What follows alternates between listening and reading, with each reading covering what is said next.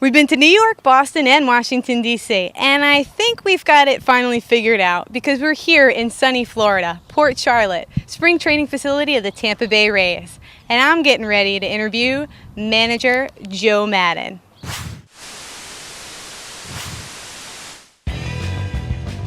It's Be Your Own Fan TV with your host, Tyler Taminia, sponsored by M-Style Marketing.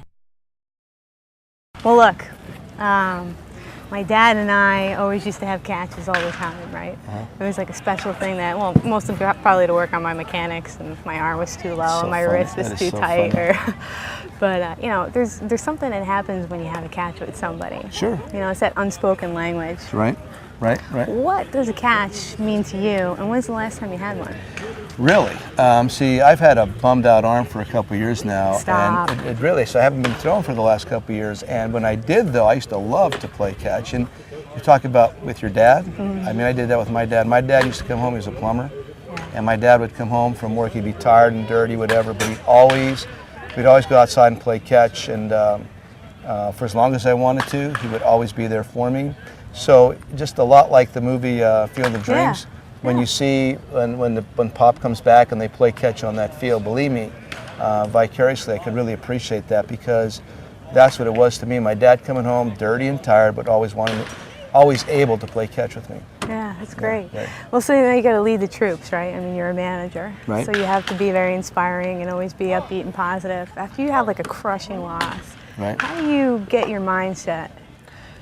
Okay. You know, you got post-game interviews, you got to deal with all this other stuff that goes on. Normally it's a sip of red wine, and then after that, I really have tried to have our guys understand one concept that I really believe in: to win hard for half an hour and lose hard for half an hour, then move on to the next day.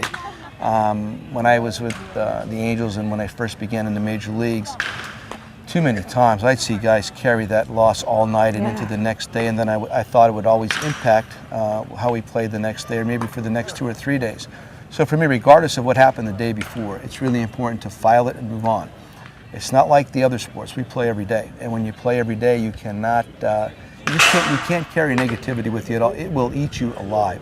So we got a half-hour rule here. You win hard for half an hour, you lose hard for half an hour, and then you move on. And when in doubt, a glass of red wine. That's awesome. Yeah. Well, you know, what's about the theory that, you know, the fans kind of take the wins and losses a little bit harder than the players? Oh no, it's really it's not different. the case. It's a different thing. I mean, just like I said, the players can't, because if they do, they're not going to play as well. Right. Yeah. Believe me, we don't Fans like. do think though sometimes, Joe, that they. You know. I understand that the fans, and that's just a misconception. Yeah. Obviously, it's different when we have to keep a certain level about our thinking, our mindset, that is truly that levelness where there's no peaks and valleys. Fans could ride as much of an emotional roller coaster as they want. I mean, after all, their days revolved around where they're going to listen to it that night or watch it on TV, and that's cool. I think that's great. I used to be that guy. Yeah. But when you actually are participating, you cannot expend that much emotion as a fan would. Otherwise, performance-wise, you'd be worn out by the All-Star break. Toughest decision you ever had to make as a manager? The toughest, maybe the most interesting, was the night we walked Josh Hamilton with the bases loaded. Yeah. Because actually I saw that coming, and I told Hick in advance, I said, if this happens, if we get to this point, we're going to walk a run in on purpose with this guy and pitch to the next guy with Danny, because it was about for pitching. So probably the strangest decision I've ever made, and actually, hopefully, thankfully, that it worked out well. Yeah. Well, let's see. You had a field named after you. Yeah, usually, you got to be like 6 foot under, right? You know, in that's a field what I always talk before about. Like a field. Gets Yes, named I don't want to after be pushing daisies the Yeah. other way. I mean, you got to feel great about that. Well, though, there's because- always my hometown has wanted to do things for me in the past, and they say, listen, I am nobody's black and white photograph yet. Yeah. What I mean is, when I was a kid growing up in high school, you'd walk around the high school, and there'd be Huey McGean in black and white, and all the Mr. Serrani in black and white. All the icons of the 1930s were in black and white. And then all of a sudden, somebody wanted to make me a black and white photo on a wall somewhere. That really bothered me. So I've really resisted with all those kind of awards, because I need to be at least 20 to 30 years older than I am right now before I could become somebody's black and white photograph. Yeah. Well, if you weren't a manager, what would you be? I've been asked that question a lot lately too, and I'll tell you, this may surprise people. I wanted, if I went to Lafayette College, which thankfully I did. A lot of good things happened because of that. Had I not, I wanted to go to Cornell to their hotel and restaurant administration school. And if that were the case, if I was not doing this, maybe being in charge of a nice resort in the Caribbean somewhere, something in the south of France. I don't hate that. I don't mind that. Something in Greece, something like that would have worked also. Oh, that would have worked out very nice. But Yeah. we like where you're at right now. I appreciate it, but that's the alternative thought. Well, asking some of the guys in the industry, they always say that you're like a student of the game and you're always reading. What's the last book that you've read? I'm reading Sacred Hoops right now by Phil Jackson, which I had never read, and Derek Shelton, our hitting coach, brought it to my attention. He thought I should read it, and I am, and I find it very interesting. I read something this past summer. I can't remember what I was reading. I picked up. I was trying to reread Caribbean by James Michener because that book made an impact on me years ago. You talk about a lot of our players here are from that part of the world, and understanding them a little bit better, I thought, is always important. It talks about Hispaniola, Dominican Republic and Haiti, and gets into the Cuban. Talks about slaves coming over and how the caste system worked.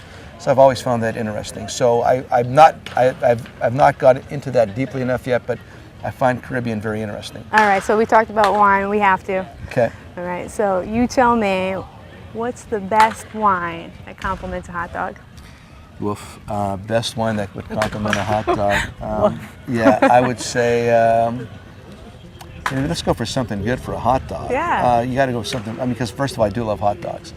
Let's go with a nice bottle of Camus would be nice with the hot That's dog. my wine. I go. know. So That's my I was 96 attempting right to read here. her mind right here. 96 Camus. There you go. We're in. And then lastly, 2008, it was what, the Mohawk. Yeah. 09, it was, they had black hair, Yes. which I'm going to have to personally tell you. Yeah, no, I I'm wasn't not going digging. back there. I Well, wasn't digging. just trying to, I was reaching at that Yeah, point. it was reach. But 2010, tell our fans, maybe give them something that you're thinking about, because you're thinking about. Yeah, but I'm really trying to not make a hair statement this year. I'm really not. Maybe the eye black. Yeah, I don't know. Maybe if I could grow a mustache, which I really. That would be cool. But I'm very void of facial hair. I'm really bad at that. I've always been bad at that ever since I was a kid. Start now, though. Yeah, I may try. I may try now that I'm 56 to grow facial hair.